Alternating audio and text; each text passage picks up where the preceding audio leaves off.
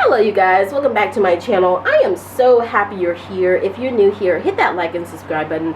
Hit that bell so you know whenever I post a video. Please comment and interact with the channel to support independent and black owned media. You can also give me a super thanks if you would like.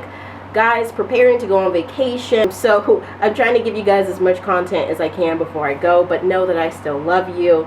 I wanted to talk a little bit about Kendrick Lamar. After this Trump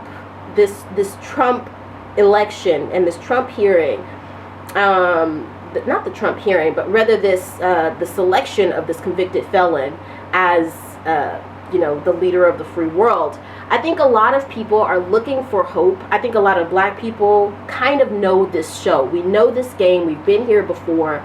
And so we know that it's just time to roll up our sleeves and do what we've always done, to sort of prevail and overcome and keep going. But I've talked to a lot of my friends, a lot of my white friends, my husband, my best friend, and they're both white, and they just both had the sentiment of like, yo, why are you so calm right now? Like, what's going on? Like, my whole family cried. I'm like, mine didn't, And I think that is because black people know in a very real way, there's a reason why black people and Jewish people were the most united front behind Kamala Harris. We know in a very real way that the struggle against oppression does not end.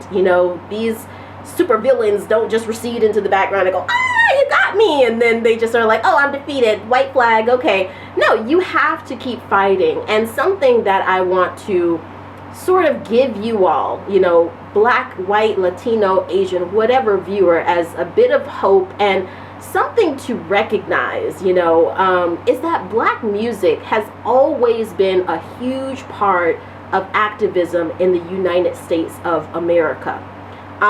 Kendrick Lamar, I think, is at the helm of that for this generation. But I'm going to go ahead and mention some black artists from the past that, represent that level of activism that I think that we're overlooking today. So give me 1 second to pull it up really quickly. So this is what Google gave me when I asked for top black artists who fought for civil rights. So they gave me Aretha Franklin, James Brown, Stevie Wonder, Prince, Ray Charles, Billie Holiday, Jimi Hendrix, Louis Armstrong, Marvin Gaye, Nina Simone, NWA, Sam Cooke, Beyonce, Bob Marley, Michael Jackson, Nat King Cole, of course Kendrick Lamar is in here, Public Enemy, Tupac, Duke Ellington, Ella Fitzgerald, Lauryn Hill, and Miles Davis. Now, how many of those names are in your music queue, are in your iTunes, are in your Spotify? There is a very real far-right movement that has been alive in America for a very long time that has been raging against this. And so from all the way back in the days of Negro spirituals, I think black people in a very real way, especially black artists, have noticed that they have to use music to elevate us. And it's so funny because if you think about the MAGA and Trump era, this was a time where black music was really under attack, and they tried to take away people's interest in black music. A lot of far right messaging sort of made it seem like black music was just, I don't even know the way to describe it, like it was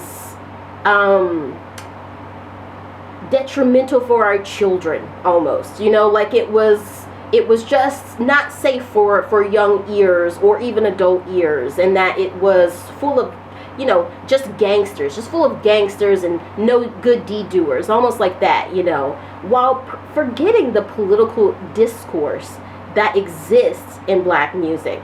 I wanted to read you this portion of this article. Unfortunately, I don't have time to read all of it, but I'm going to include it in the description. It's a very good article. It's from the Culture Crypt, and it's labeled Voices of Revolution, Black Music's Global Impact on Political Discourse.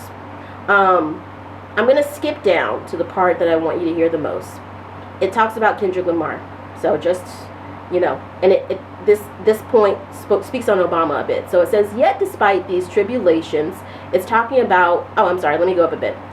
It says, I can't help but notice the amount of noise tracks such as This Is America by Childish Gambino, or even Dave's Black Make on how conversations online can be shaped by a single moment.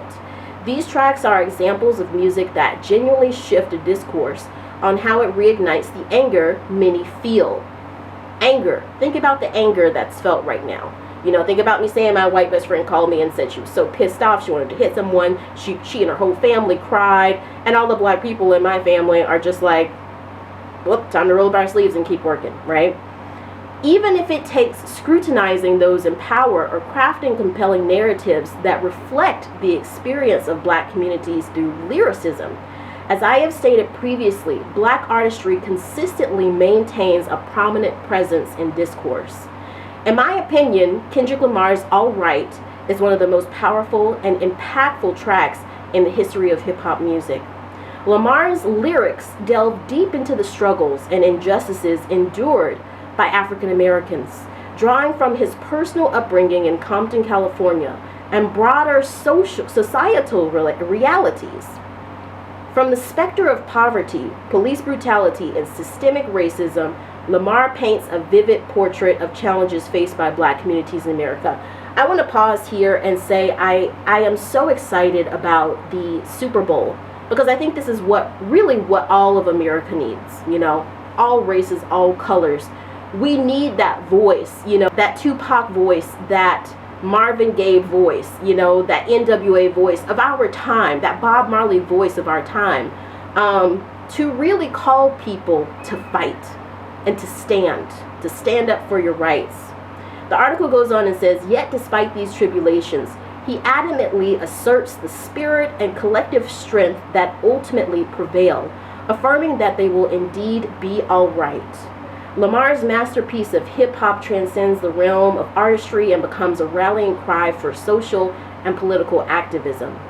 Embrace that BLM protests and demonstrations. The track assumes a new dimension, channeling and resistance against systemic oppression and equality becoming a defining track for the people. The political resonance of black music transcends beyond entertainment alone. Rather, I would argue it is the medium by which our voices can be taken most seriously. It goes on to say, black music has played a crucial role in shaping political discourse globally, serving as a catalyst for social change. And white people, you are involved in that. I want you to think back to the 1960s civil rights movement and those white individuals who marched hand in hand with Martin Luther King and Coretta Scott King and Jesse Jackson and Reverend Al Sharpton. I want you to think back to the abolitionist movement, who helped the people in the Underground Railroad with Harriet Tubman, you know, of John Brown. And just remember that your role in this matters, you know, and don't let anybody let you think otherwise. And black people, we know what time it is, you know. Keep rolling up your sleeves and get ready. So I want to know what you guys think about that. I can't wait for Kendrick Lamar to play the Super Bowl. They not like us. We gonna be all right. You know, it's like examine those lyrics and those songs really deeply, because they're really saying something. But let me know what you think in the comments. I want to continue this discussion in the comment section, respectfully, of course. And I will see you guys in the next video. Much love. Also, remember to click the like button, comment, you know, like I said, push it out in the algorithm. Give me a super thanks if you like, and I will see you next time.